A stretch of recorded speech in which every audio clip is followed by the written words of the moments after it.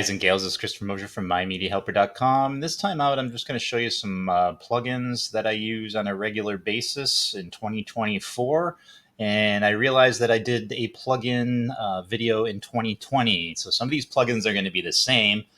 Not a lot has changed in 3-4 years. And now that I think about it, WordPress really hasn't changed. I've probably been using it for 15, if not longer, years. And there's a lot of bells and whistles that have improved, don't get me wrong, but as the basis, as the core, as the foundation, it's still the same thing that it was 15, 20 years ago.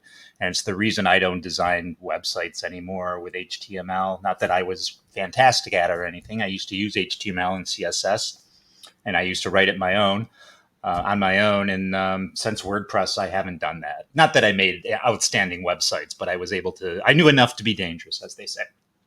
So let's focus on the WordPress plugins I just want to share with you. Like I said, I made a video way back in 2020, October 8th, 2020. So we're almost going on 4 years. And a lot of the plugins, I was kind of looking through it. A lot of the plugins that I mentioned there, I'm going to be mentioning here. So a lot of good plugins that are still good to use 4 years later. So the first one I'm going to mention is Akismet Anti-Spam, Akismet, however the hell you pronounce it, is the best way to not to block spam. So I'm not sure if a lot of sites use comments anymore. I guess I'm not seeing as much as I used to. Like a lot of the news sites have taken comments off over the years. I don't put comments on my websites anymore. And I don't think a lot of people go to comments anymore. There's social media now, and I think that's more used for comments and commentary and people's opinions and stuff. I don't think website comments are used anymore. But I'd still use this for spam protection on your site, especially if you're an older site that has a lot of comments on there. And it's good protection. Most of these are going to be protection, and you always need protection, if you know what I mean, guys. You always need protection, so that is a good protection. And I'll have all these links down in the description. So I've been my WordPress sites have been hacked. Most recently, I've made videos about it. Most recently, and what I have on each of my sites is Wordfence. And it will scan your whole site and look for, as you can see, antivirus, firewall, and malware scan. And ever since I've had this on there, and as long as you keep up with it and see what's being scanned and what type of errors you're getting, you'll get alerts. And if you're proactive and you look at the alerts and you take care of them, your sites are going to be fine. The reason WordPress is so attacked because of spam, because it's the most popular content management system out there. I don't know. I think it's like 70% of websites online or something along that lines is WordPress is used for those. So the hackers are going to go after something that's most used. It's not going to go after something that is hardly used. That's why Windows, there's more attacks on Windows operating system than like Macs or Apple or whatever you want to call them. It's because there's more PCs out there, and they can do more damage on a greater amount of systems. They can do more damage on a greater amount of websites that use WordPress. So I would highly recommend Wordfence Security on that. And you can add your sites to Wordfence. And here I've got some of my sites there. I'll add the rest of them. And you can go on here, or you can just go to your website. Where the hell is it? I can never find it unless there's like an alert.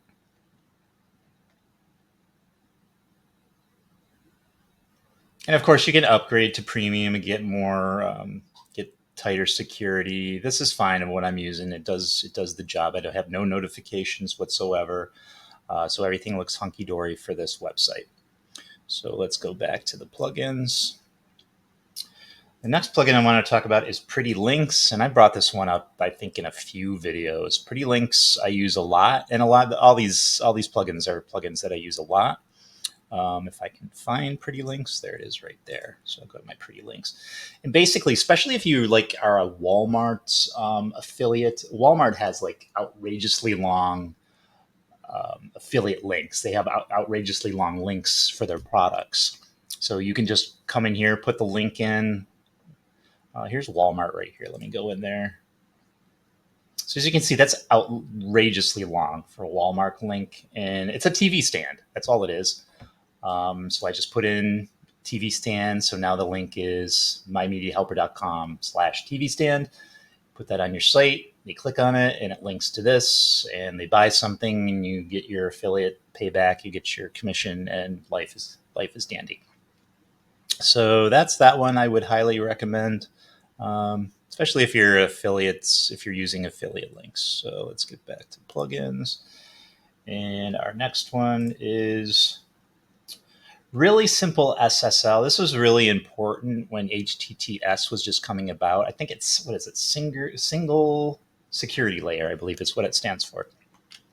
When they were transitioning from HTTP to HTTPS, this was a very important plugin. I think your hosting service does it automatically now. So, but it still gives you a level of protection, and I would utilize it. You'll get updates on it to suggestions of what you should protect as far as your website. Most of these are to protect your websites, really.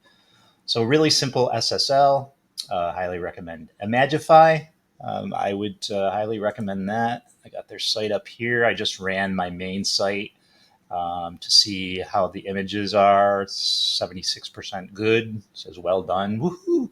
So basically, just when you upload a media and image, it will shrink it to a capacity where your page basically loads faster. And you want that. I have other plugins here that do that, like this async JavaScript. I'm not really focusing on those. Those aren't in my top 10, but there's other plugins that I use to make the page load a little quicker, but I'm not really going to cover them in this. That's kind of a personal preference. You don't necessarily need it.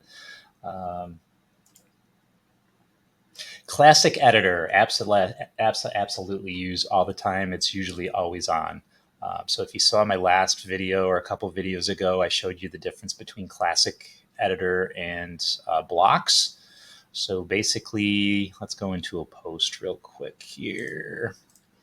So basically, if you go into a post out of the box now in this day and age, as soon as edit wants to pop up, this is what it's going to look like with Classic Editor. So I can go right in there and manipulate my own HTML, and then I don't have to rely on blocks. But in some cases, I do want to rely on blocks. So let's go to Install Plugins. Let's undo Classic Editor. We'll deactivate. And we'll go back to posts, all posts, and then we'll just do a new post. Okay, and then here's your blocks, and you can use your blocks, and that's how it looks that way. If I put in Classic Editor again, let me refresh this. All right, let's activate this.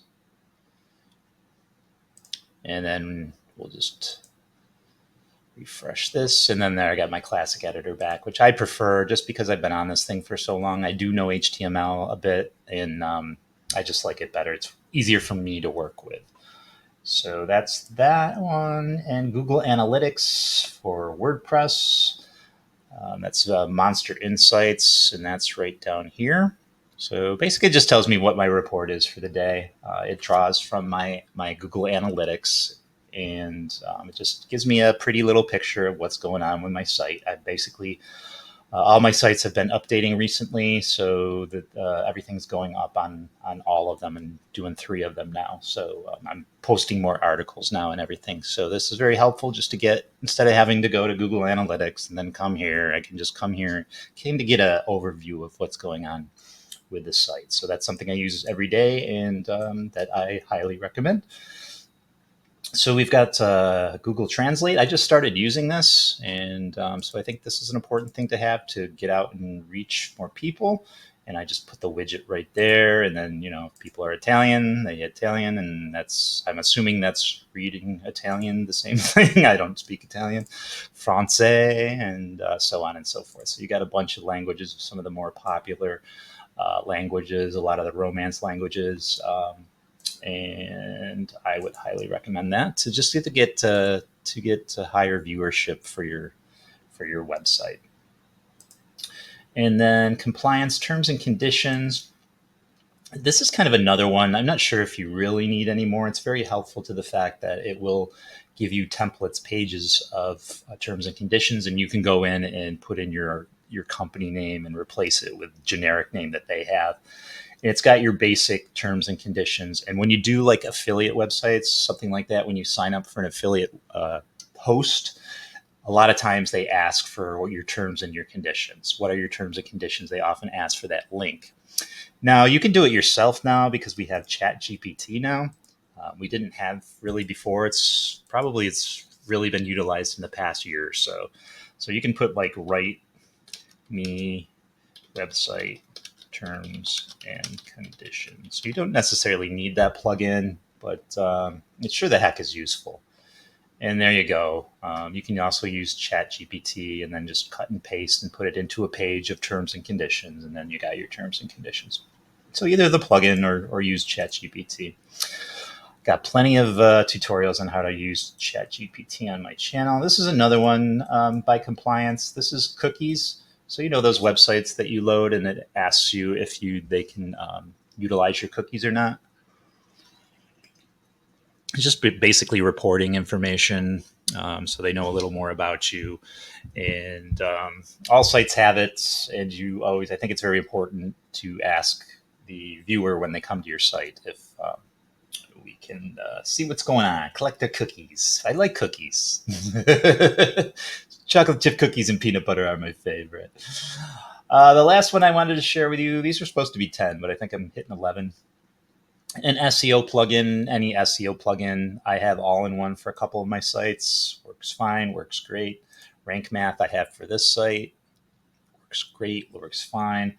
And Yoast is another fine one. It just helps with your SEO. It helps you format out your pages, your posts for SEO quality, search engine optimization. It helps with your ranking in Google and other search engines, Binge, and I don't know what other search engines are there. Is Yahoo still around? I have no idea.